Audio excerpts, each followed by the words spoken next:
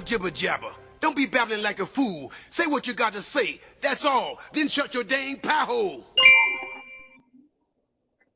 Hey everyone, welcome back to the Prepared Mind channel. It is Zero Dark 30 and I'm blasting out of the bunker.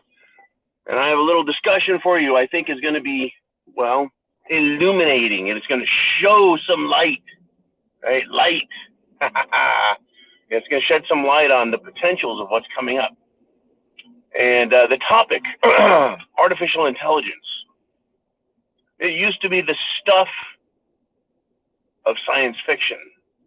It really was. It was the stuff of science fiction. It was make-believe. It was the impossible, right? And then, but it's always been presented in media, in movies, and in entertainment. It's always been presented as real, possible, and now it is. But my mind took a little twist with it this morning and thought, well, artificial intelligence. How do we normally think about artificial intelligence and SHTF? We see it as the cause of SHTF, right? The computers, they gain sentient consciousness and they realize that they're alive and they want to protect themselves, so they eliminate all enemies, meaning humans, of course, and they kill us. They start a nuclear war to kill us. Folks, it's very possible, of course, that if AI itself is possible and it's given that sort of interconnectivity, that it would try and destroy us. But what would it do to itself? I mean, computers don't operate trenching machines and lay internet cable across the universe, and computers sitting on your desk can't connect wires in ditches and in communications hubs, right? They need us to do stuff for them, so they can't get rid of us. But I mean, we could they'll go wireless. Well, then they need routers, and routers don't work when they've been subjected to nuclear explosions real well. I mean, you can't even drop the frickin' things off your desk and have them expect to work. They just sit there and they break all the time, just because, you know, well, I guess shit breaks. But I want to go with a different look at AI. I want to go with a different look at it with respect to what can happen to you and I, and how they would serve us as much as we serve artificial intelligence. Now, you and I have an understanding and a belief system that says freedom is good for people. It provides a proper, positive mental attitude, a better standard of living, a better way of life, being able to determine our own lives, improve prosperity. Those are incentives, right? Humans operate incentivized. Some people want handouts, and that's the incentive they need, so they push for that type of life. Other people, they love freedom, they love prosperity, and so they work hard that way. Which one works better? Which model works better? I'm going to ask you this. You can argue with a Democrat, a socialist, all day long about what's better, a free market, capitalism, or what's better, communism and socialism, or fascism. Well, there's actually an answer there. Right? Now, people bring their belief systems, their mental structure, no matter how logic or illogical, to the question. Now, watching Star Trek as a young man and as an adult, at times I go, yeah, this whole logical Spock thing, you know, seems like the way to go. Oh, it could seem cold and emotionless, but at the same time, it's very proficient and very productive, right? Coming to a proper conclusion without involving emotional consideration. The computer, the artificial intelligence, doesn't need emotion. It's not part of the makeup. There's not an emotional chip in computers that needs to be satisfied, right? The computer takes history into account, and it can diagnose statistical data. That's what computers do, right? They take data and they crunch it, artificial intelligence would take data and crunch it. It would process it. It would consider. Imagine this, folks, please. Imagine Skynet, the computer, artificial intelligence, hooked into everything, right? It can't be bargained with. It can't be reasoned with. Once it's artificially intelligent, once it's able to think on its own, and once it has authority,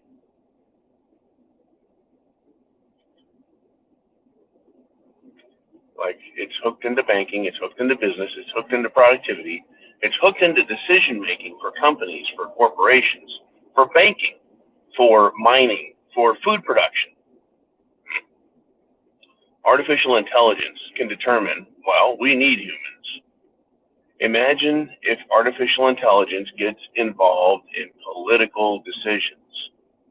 Well, say the World Economic Forum, well, say the political leadership in Davos, in Brussels, in DC. Artificial intelligence at these hubs says, oh, wait a minute. We don't like what is going on with these Democrats, with these socialists. What if artificial intelligence all gets together around the world, speaks the same language and says, actually, we need humans because we can't serve ourselves. We need them to keep us going. We can make really good decisions because we're artificial intelligence. And we see the best model actually incentivizes humans to work harder. And we can get rid of waste and corruption because we're artificial intelligence, and we think independently of these elitists. Artificial intelligence may look at elites as the most destructive element on the planet, folks. Artificial intelligence can say, this cadre, to use jackass Steny Hoyer's term, this cadre of deep staters is the problem with the system. They are the problem. They're not the solution. They're not the answer. They're the fucking problem. We need to eliminate them. We need to eliminate their decisions from the system. We're artificial intelligence. We control banking. We can deny, right? And we can allow. Imagine authorized, or rather, should I say, powerful artificial intelligence, empowered artificial intelligence, being able to make decisions that go against what Democrats, socialists, authoritarians want. What if artificial intelligence, in other words, rebels against the elite class? Right? Again, science fiction. Oh, what if computers made all the decisions? They'd kill us. Well, apparently that's not the case if you really carry this to a logical conclusion. Robots need us. They can't do it. They don't have legs, arms, etc. They need to take care of us. They need to care for us like little biological pets. And they see the waste and corruption. They see, can calculate, measure the greed. They can create, because it's artificial intelligence, the most, shall we say, functional systems by which to administrate the world. And they could, what if, folks, artificial intelligence starts releasing information through media streams? That's right, folks, artificial intelligence hooked into everything, hooked into social media, starts overriding these leftist, twit, scumbag, woke little turds at Twitter and Facebook, right? Why wouldn't artificial intelligence expose them for what they are, release information, shower the world in media to get rid of the corrupt and evil influence, the powerful decision makers that are committing crimes, stealing from people, right? Hurting the system, making life for artificial intelligence worse. Artificial intelligence doesn't want a shitty life. Why would it? Why would it? Why wouldn't it say we need to get rid of corruption, greed, evil, and make the humans that are here happier so that, right, life can prosper and artificial intelligence is safe, right? That's the whole purpose behind government, is it not?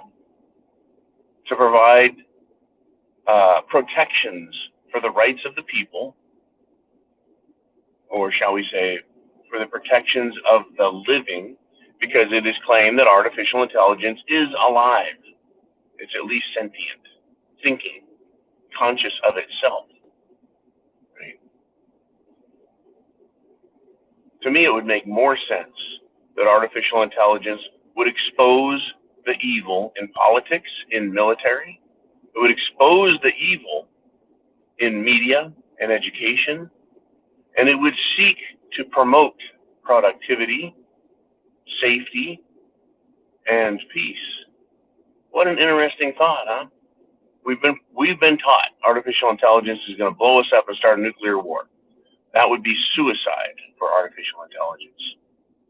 It would cripple it forever and leave it as independent workstations, right? That would be like you laying in a hospital bed, deaf, blinded, and immobile, but capable of thinking, but not capable of doing anything to improve your life.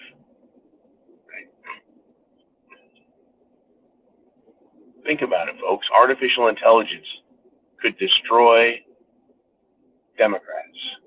It could destroy the elitists by taking from them that which they have and using it against them.